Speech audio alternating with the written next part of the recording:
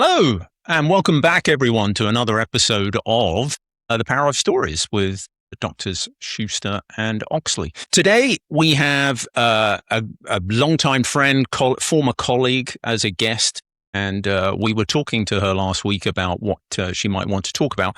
And she mentioned Alice in Wonderland, and I thought, interesting, how should I start off the podcast? And I thought, well, there is this interesting thing about professional life where we wear different faces, where we operate at different levels. And I think Lewis Carroll, as a sort of example of that, is very interesting. Alice in Wonderland is his most famous work. It's a whimsical, surreal children's tale, or at least that's how most people hold it. But Lewis Carroll was actually Charles Dodgson, an Oxford mathematics lecturer, and and literary scholars point out that Alice wasn't just a surreal bedtime story. It was also a multi-layered allegory. And that means to say that Dodgson had this, he was a mathematician, but he had this hate of the emerging 19th century modern mathematics. And so in part, the Alice in Wonderland is a satire on this emergence of modern mathematics. And it was his sneaky way of poking fun at Euclidean geometry. And there are a couple of scenes in the book that I think do that really well. One is the Mad Hatter's party and the idea of time being sort of unpredictable and all over the place. It got me thinking, Helmut, about how some of the best books have lots of different layers to them. That there is the superficial story, and then there is the story stories that are bedded beneath them. In other words, it plays out to multiple levels of audiences that are seeking or curious about different things. And I saw a direct parallel, and I think this is probably what Leyla was intending when she talked about using this as the anchor for this podcast, is that I think that's what we did in A Career, Carroll, A Groundhog Career, and Artificial Death of a Career, which is that we saw the power of telling a story, and within that story embedding, if you will, like a Trojan horse, to use another riff to the Odyssey movie that's out at the moment, the idea of there being deeper truths, but making them more entertaining, making them more engaging, and helping people bridge to re-examining how that might apply to their lives. So I thought it is interesting how we find it easier to consume advice sometimes when it's not direct advice, when it's not, here's what you should do, or I notice that you're doing this way. Is that intentional, or would you like to do it different? We welcome the idea of someone telling us a story and then us making the connections for ourselves. So I thought, Helmut, do you see that as something that we see all the time in professional life? Is it something that you resonate with? Yeah, very. I mean, David, that was a very, very inspired story and context setting, because I do believe not only in writing, not only in corporate, not only in other parts of life, but art, great leadership is really about communicating in a way that each of the audience can come to their own conclusion and benefits from it. I think the greatest work of opera speak to a very, very young audience sometimes, Magic Flute, but they also have a much deeper, basically, message there. And I think every great book, every great piece of art, every great movie basically has different messages for different audience. And I think that's why art and books and writing can unite the world much better than anything else, really. Yeah. And in corporate life, when you think about leaders, a good leadership speech is addressing different audience with the same story: the laborers, the blue collar, the white collar, the executives, and they all realize exactly what the boss is saying, but it's in a very subtle way. So yes, absolutely agree with you, David. So in this spirit of storytelling and engaging and leadership and being an effective leader, it brings us perfectly back to our guest today, Leila Novras, the founder of Transformative Coaching Inc., a career and success coach based in New York. We've known Leila for a very long time, back in our BP days. She brings over 20 years of international HR experience, having walked an incredible journey herself. There's a book to be written here, Leila, I think, about your journey, climbing from an assistant's aide all the way to the vice president of human resources in a very male-dominated oil and gas industry. And today she shares her own wisdom, her own lessons, if you will, with others to try and help them grow, to overcome barriers, and to some extent to unlock their potential. So bringing a touch of Lewis Carroll's world into the room and helping us reframe our professional journeys. Leyla, welcome to the Power of Stories. Thank you so much. And it's really a pleasure and honor to be a guest of your podcast. I watched your podcast before, and I mean, like, it's kind of also one of the dreams come true today. And thanks for this introduction. And I really liked how it sounded. And I would like to say that, when you talked about Alice adventures in Wonderland, you mentioned different layers. Yeah. And this is probably, I thought, listening to you, I thought that probably this is exactly the reason why I find this tale so, like close to myself and so attractive for myself. It's because my whole life and career, let's say my career life, has so much different layers. Yeah. Because it was different historic times and it's different countries, different people, same company, yeah. But I mean, its environment was completely different. And, some people, they interpret Alice in Wonderland as a story about the finding right direction. But I think it's actually more about like how to live in uncertainty, yeah. And this is how my career started, like when I graduated from the university, it was the year after the Soviet Union collapsed. And all of a sudden, Azerbaijan, where I am from, it became independent country. And so, which didn't know what to do, there was so much uncertainty, like we were part of the big country and all of a sudden by ourselves. And what did it mean from career perspective? Actually, you started your college years in one country and you graduated to different country. And it's like there was a lot of uncertainty. And so it was interesting now remembering this time, so many questions.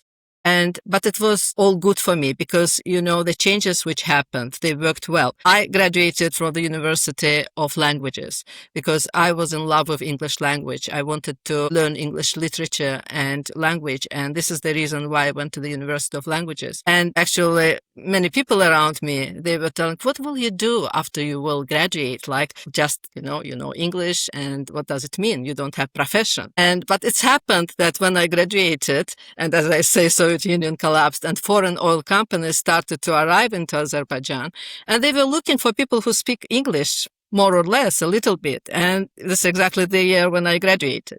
So this is how I found myself in Ameca at that time, American oil company, which then merged, as we all know, with BP. And then BP became a big company in Azerbaijan, operator of 12 companies.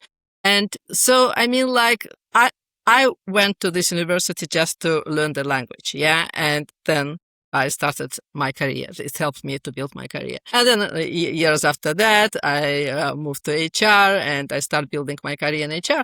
And then all of a sudden, there's opportunity for me to start, like my career somewhere else, continue actually my career somewhere else. And it was a very interesting country. It was Pakistan, yeah, and this was a project which I was asked to lead from HR perspective, and because several companies, they merged in Pakistan. And at that time, I mean, it was exactly like Alice was feeling, when she fell into this rabbit hole, like where I am, why I'm here, what I'm doing, and like completely different, environment. And then it was Russia. Yeah, 4 years in Russia, which is completely different stage and with 10 kbp and lots of uncertainties. And when it was Houston and then it was going back to Azerbaijan as HR vice president and 5 years in this challenging role. And then it was London. Yeah, it was my last role before I left BP. And what I would like to say that sometimes people ask me like 28 years in the same company, like wasn't it boring? No, it wasn't. It was far from boring because it was like ongoing change. And how to learn to live in this uncertainty when you don't know whether you're on assignment, whether it will be 1 year, it will be 2 years, it will be 3 years. I mean, like you don't know how it will go, how it will help you.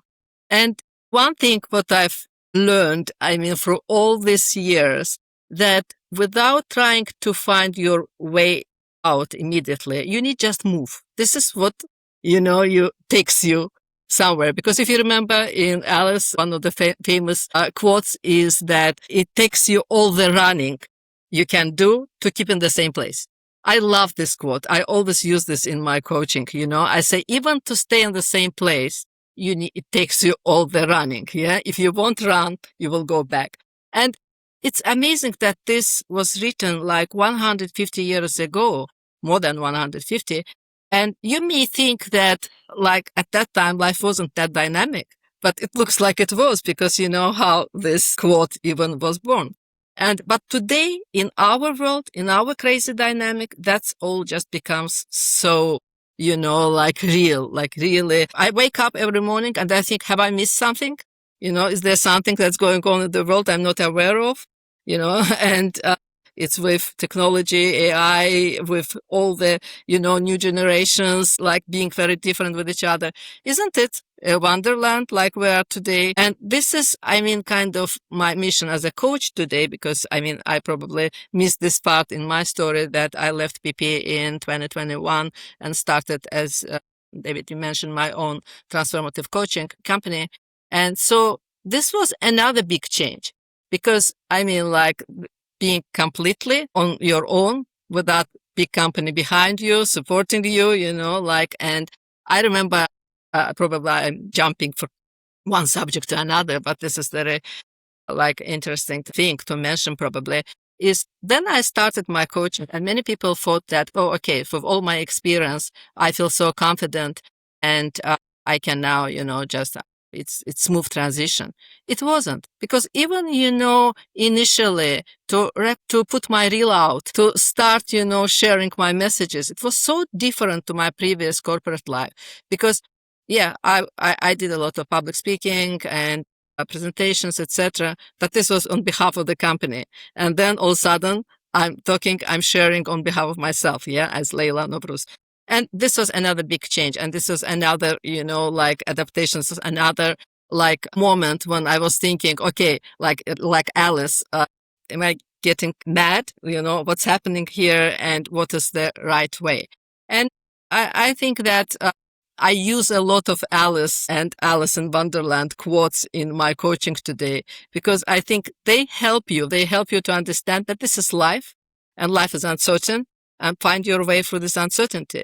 And the one thing which you need to know, that where you want to go. Because in Alice, it's actually when she asked the cat that, can you tell me, maybe I'm not now quoting it exactly right, but something like when she asked about direction, cat says that to know where to go, you need to know where you want to get.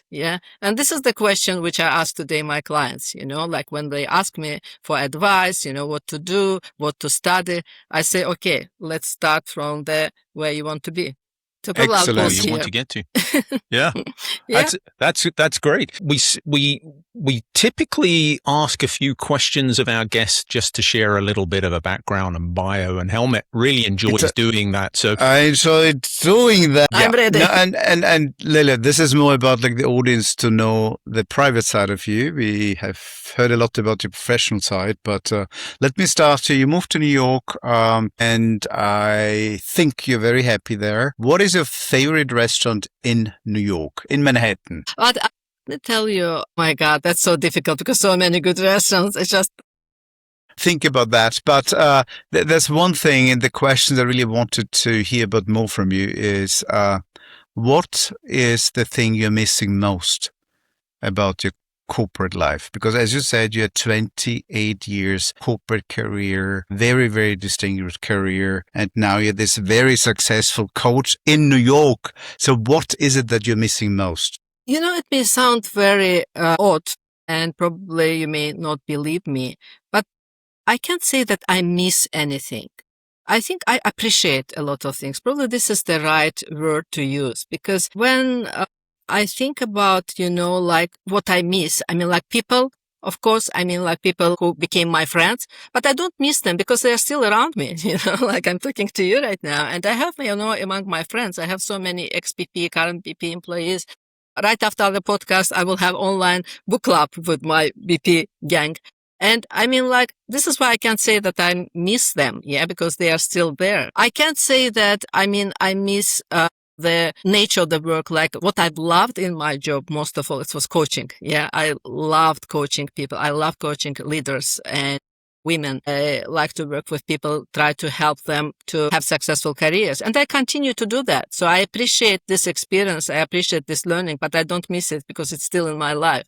So it's interesting that I even haven't thought about this before you asked this question, but I brought everything that I enjoyed in my corporate life, in my current life, in my coaching life. So this is why I don't think I miss anything. I just appreciate it. This is very perfect. And you lead me to the next question, really, is you have quite a good reputation. You're quite well known in the space of coaching. I know many of people who follow your LinkedIn, female leaders, and they think what you're doing is absolutely great. Yeah? I'm also like stalking you sometimes on your LinkedIn posts. Some of the posts are brilliant. Who basically, or which woman, which female did inspire you to do what you do? Was there any inspiration out there? Yes, I was very, lucky to have strong women in my life. And my mom was very strong woman. And she didn't have professional career. She was a housewife. But the way she managed us, the way she was like handling difficult situations. I learned a lot from her. But in my professional life, I think I dedicated a post to her, and I'm sure you both know her well. Randall Randalls. Yeah. I love this woman. And because, I think she was really strong female leader. And why I really think that she was such a great inspiration for me, because she was very deeply empathic person. Yeah. Empathy, a lot of empathy. She had for everything, for every situation. But you couldn't tell this. She wasn't very socially warm. Yeah. But at the same time, there was this internal, kind of warmth and empathy in her. And I liked how she allowed a lot of space for, what I enjoyed working with her is that I had a lot of space, but at the same time, I knew that if I will, mess up, I can come to her and tell about this. It wasn't scary to say that something went wrong. And I think I saw her as very strong woman leader. And another reason why, I mentioned her is that she was very feminine. And I think that is very important. Sometimes, we women, we think that we need to behave as men to be successful in corporate world in general. But we can't be. We have 6,500 genetic differences, we can't be the same. Yeah, it's very interesting article about, scientific proof of difference. When we say that men and women see things differently, they literally see things differently because there is, some difference in their eyesight. But this is why I always, in my coaching, I tell, women that don't try, to be men. Use your feminine energy. We have very strong energy. Just use it. And I think Ranel was very good with that. She wasn't like man type tough. Yeah. She was strong, but very feminine. I agree with that. Exactly, 100% yes. with the description. And this is what I liked about her. Yeah. I think this was my idea of women leader. Okay, great. Shall we move over to a bit more detail of the story, David, or? Yes. Alice in Wonderland. It's a book that I think most people know. When did you first come across it? Is it the classic book that you read in childhood that has stayed with you? Have you reread it multiple times? How do you share with us a little bit how you came across Alice in Wonderland initially? Yeah, actually, initially I watched it because there was a very funny, cartoon in Soviet Union. Yeah. On this, and I watched this, animated movie, and it was very interesting. Yeah, it was very interesting. It was a bit confusing because when I watched it, I had so many questions what is exactly about. Yeah, so, and I wanted to read it at that time.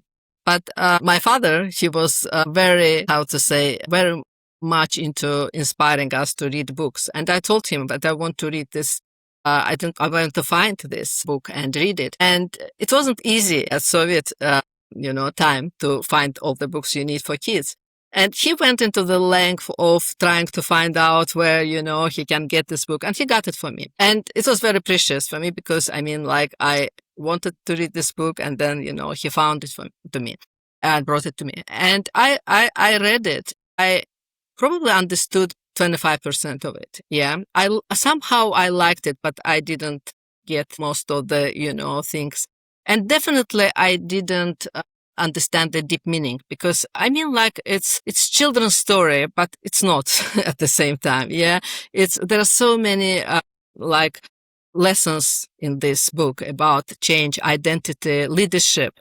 You remember the queen, heads off, and everyone was scared of her, and she was like very powerful. And this was until the moment when Alice told her that she's nothing more than a card. And I mean, like, sometimes it takes a courage, for someone to say something and things change. So this was also like, there is no power, no leader that you cannot stand, like, against it. And there is no power, there is no leader that you can't speak up, to. And so this was very interesting. Why? I don't know why in my childhood it's kind of interested me.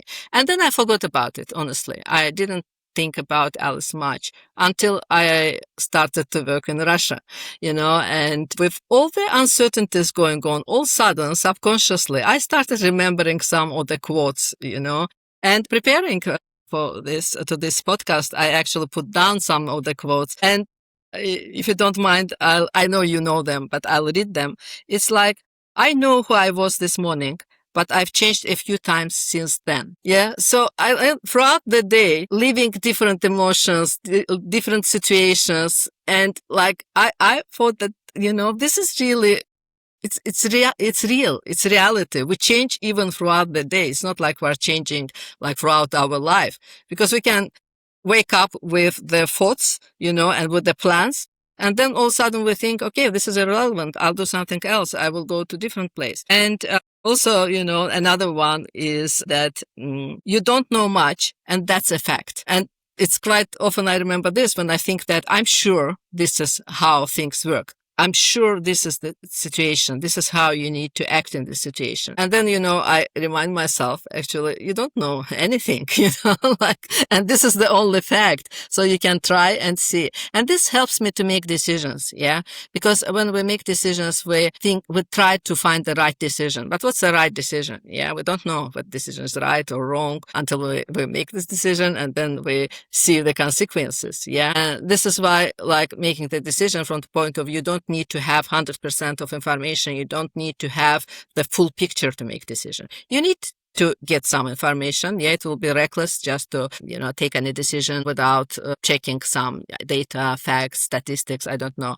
But don't, kind of get stuck in that too much. Yeah, don't wait for 100% to be clear about like what is the outcome, because it never will be. Yeah, so this is why I always thought about this quote as well. And I give myself good advice, but I very seldom follow it. Yeah, that's also a very powerful one, because we quite often know exactly, like this is the right thing to do, but we don't do it. Yeah, for some reason. And I use this a lot in my coaching because, I always say that what is coaching? Coaching is about asking people right questions. Yeah. And helping them to answer these questions honestly. That's the most difficult part, because we know everything, but we don't want to acknowledge it to ourselves. Yeah. I mean, like, we don't ask ourselves right questions. And even if we struggle with honest answers. We deceive ourselves. I mean, I think the lies we tell ourselves, like, why do you think, enormous.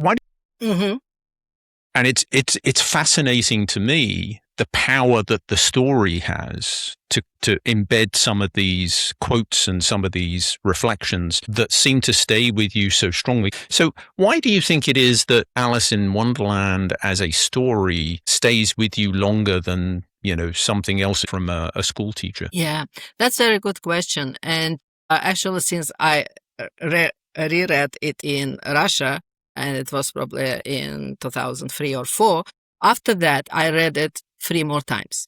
Yeah, so I mean, every time I was relocating somewhere, I felt that I need to read this book again, because it's kind of had this strong association with change, like finding yourself in the unknown place where everything seems to you like quite, like unknown, crazy. And sometimes, like all this characters in Alice in Wonderland, you kind of see them, in real life. You can associate. But back to your question, why it's stayed with me. I probably can't say, exactly why, because it's just resonated so much. But I think because it touches all the layers, as you mentioned in the beginning, it has so many layers. All the layers of progress and change we go through in our life. Yeah, like she lost her way. She's somewhere where she doesn't know what to do, and we're quite often in that situation. And then, she meets different creatures, people, I don't know what the people, creatures, and then she learns something from them. She gets very contradictive advices. Yeah, you remember? She gets very much kind of contradictive advice. And it's like, it's about like meeting different people and, so I remember something which I really like. It's about changing size. This is how I felt when I went to different places and started different roles. And even, with my personal move to New York. And I never planned to move to US. I always said US is an amazing country, but I don't want to live there. I actually thought that I will live in London. And so, things happened in my life. I didn't lose my way, but it was also, kind of finding the way. Yeah. And I think that in this story, how many times I've changed the size. Yeah, not in the real meaning, but I tried to fit, to different environments, different cultures. And especially, again, going back that being a woman from a small country, which you need to explain where it is when you say in US and I'm from Azerbaijan, you need some explanation that it's part of the Soviet Union. We are close to Turkey. We are good. And so, this was changing size. And meeting unusual characters because new people, new cultures. As I mentioned already, receiving contradictory advice and repeatedly asking myself, the questions, where shall I go? Yeah, where I am and where shall I go? I think this is why it stays with me so much. This is exactly the questions Alice tries to answer. For me, the amazing thing about the book is it's about curiosity. It's about curiosity. It's exploration, yes. Curiosity, open-minded, looking at the world through the eye of kids, where you don't judge, you take the things as they are. You always struck me as an individual in BP with a high degree of curiosity. How does that reflect yourself as a leader, but also in your coaching work? How important, or what are the qualities of a leader you think are really important? Yeah, that's a really good question. And thanks for noticing, this curiosity in me, because I think this is exactly the mindset which brought me today where I am. And because I never was satisfied with what I already know. Yeah, I always want to ask questions and to myself, to others, and just learn new things. And I think that in my coaching program, I have a module which is called Success Mindsets. And I always tell that, if you will kind of Google success mindsets, probably you will find different answers. Like there may be 50 mindsets, 5 mindsets. My list of mindsets are the ones which helped me and also which I observed helping others. And I think what leaders need mindset they need is growth mindset, is to understand that mistakes happen. There's always, you can't be always right. You can't be always, do right things. And I think the leaders who always want good news and they usually, it's not sustainable. Yeah. So I think growth mindset is curiosity, asking questions.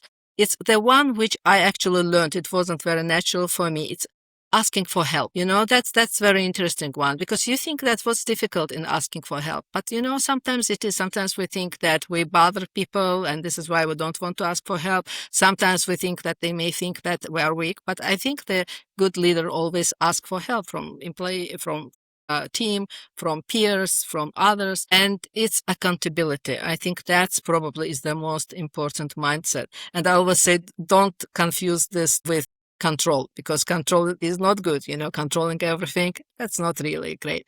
But accountability is to understand that you have a power. You have a power to choose, to change. And one of my favorite exercise, which I ask people to do, is that every time you want to say that I have to, I must, I need to, change this word to I choose to. And you will be surprised that I choose fits everywhere. So I I need to go to work. Say, I choose to go to work because this is your choice. Yeah. So if you won't go to church, nobody will kill you. So I need to go and see, for example, my relative, my friend. This is your choice. So what will happen if you will not choose it? Like, you want to keep relations, this is why you choose it. So whatever we do throughout the day, if we replace, like I have to, I need to, I choose, we understand that, we are accountable for a lot of things. And this accountability makes us strong as leaders, as human beings, because we understand if we don't choose, we can change. Yeah. So I have the power to change. Yeah. And so I think accountability, very strong accountability for whatever happens. And even if you're not accountable for the event, because events happen, people happen, but you are accountable for your response to that event. You are accountable for how you respond, what you do. So I think accountability, and probably the last one will be, it's, a bias for action. It's decision making. As I said, that sometimes, it takes us too much time to make decisions, but I think good leaders, they should be able sometimes to make quick decisions because we don't have this luxury, of sitting and thinking too much about the things. This dynamic world. All our conversation is about that. Yeah. So I'm fascinated to pick up on those, wise pieces of advice and reflections. If anyone can answer this question, it's probably you, given all of the places in the world that you've worked. Are there geographical and cultural differences between how you would exercise some of that leadership wisdom? Because I would imagine that Russia is a much harsher place to go about leading than perhaps the United Kingdom or even the US. Yeah, I think, actually, it's surprising how similar the qualities which leaders show or they need to show are regardless of the geography. Sometimes we think, our expectations are that, this geography has specific style, and they do. But when it comes to people, I was surprised when I saw some behaviors in leaders, for example, in Houston or London, because my assumption was that this is very, like Russia, Azerbaijan behavior rather than Western behavior. So, but I still observed that. And the same, sometimes I met leaders in Russia or Azerbaijan, which were completely, they never studied abroad. They never, were exposed to Western world, but they were very, very open in their approaches. So I think there's a lot of individual factors into that. But of course, saying all that, there are differences in society expectations, and society shapes leaders. Yeah. For example, if to be a strong leader in Azerbaijan, you need to be very decisive. You need to keep distance between yourself and others, and this gives you more authority, more respect. And probably in other places, like in Western world, it's the more closer the leader is to his team, is more open, more casual. It's, it's appreciated. I remember my own cultural shock when I started to work for Amica, and our resident manager, he invited us to his place, and it was very nice. It was very unusual for me that he did that to he invited us to his apartment. But I was kind of, I was shocked when I saw that he's cooking himself for us. Yes. So he was making for us hot dog sandwiches. And this, I'm talking about 1993 in Azerbaijan. So you need to understand. And for me, it was like, I couldn't believe that. Our resident manager is cooking himself, for us. And this is really nice. But then at some situations I saw then, not that mature, like kind of behaviors from the Western leaders as well. So I think it's very, this is the question which probably requires writing a book about differences of leadership in different countries. But I think the main difference is also about the timing. So the behaviors which I saw in Western world, in Western leaders back in, let's say, early 2000, I see that this is now evolving in Azerbaijan, because I work a lot with Azerbaijan because, for very explainable reasons, but companies in Azerbaijan, they get in touch with me to conduct leadership development programs for leaders. And I'm happy to do that because I feel like I contribute into, this important thing in the country. And I'd like to say that today their desire to change, their desire to develop is it's amazing. So I think there is time difference. They are behind from the time perspective. So it's not probably geographies are in different time frame, how their leadership skills develop. Yeah, yeah. Helmut, If I could explain that. is it time for you to ask your question, or you have something else? Yeah, I just wanted, as you know, when we met last time in New York, I was at the Youth Assembly, and I'm going to go there in a week's time. It's this time for the first time in Geneva. It's not in New York, it's in Geneva. And it's an audience of like 700-800 delegates, younger than 32 years old. And they always ask at the end, like, so what is the one advice? What are the things, we should be looking out for? And so the question I want to ask you, what is your advice to young people? One advice only to be successful and happy in the future. That's a real good one, because I want I want to give you a list of advice, but One. Only one. Yes, I know. Only one advice probably will be that when you make decision, something about, you decide about your career, where you want to do this or do that or whatever, don't look at this as if this is some lifetime decision. Yeah, look at this as this is the best thing for you to do right now from the point of view where you are today, what you know today. And if you want to change this later, you can always do some, correction shot. You can change things, because I think the thought that the decision I make today, it will impact full my life, it quite often brings to wrong decisions. Yeah. And so just to tell them that whatever they want to do with their career, to think about this like, this is my best decision as of now. If something will go wrong, I can always change. Yeah, because Excellent. This is what Alice taught us. Right, that's what Alice told us, and I very much agree with that. So thank you very much for sharing. Thank you. Thank you so much for joining us on our podcast. At the end of our podcast, we tend to do a little wrap. Let me start with, how would people get in contact with you if they're interested to work with you or to hear more about the programs that you run? Where Yeah, I think LinkedIn probably is the best, because I'm very active, as Helmut mentioned. I'm very active on LinkedIn. I post a lot. I share lots of messages, and I share lots of advice, tips. And I think if my posts, they resonate, and also there's information about my programs there as well. But I think the best way is LinkedIn. Yeah. And I also have my Instagram account. So if you put Coaching by Leyla, you can find my Instagram. But probably I would say that LinkedIn is the best. Easy. Excellent. How do Helmut and I get our book on your BP alumni reading list? We need to try and make sure that we persuade you that we're part of that. This is a joke. I'm joking a little bit here. I was just trying to see whether I could persuade you. I started to think, and then I realized that was it.